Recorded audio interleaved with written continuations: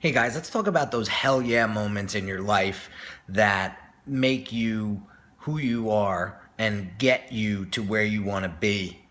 You know, so many times we get distracted by things that limit us and stop us from getting that end result or that end goal of what you want out of life, your business, so on and so forth.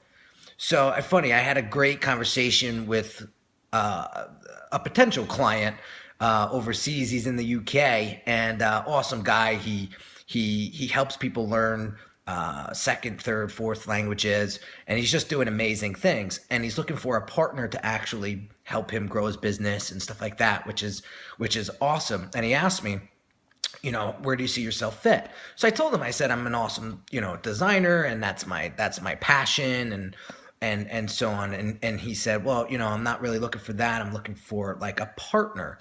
And I was like, all right, cool. And I referred him out to somebody who does that stuff, that strategic, you know, growth hacking type of business. And so I said to myself, I could have easily been like, yeah, I could do that. I could help you strategize, and I can help you. But then something clicked in my head, and I was like, nah, this is not a hell yeah for me. This is not a hell yeah, I want to do this.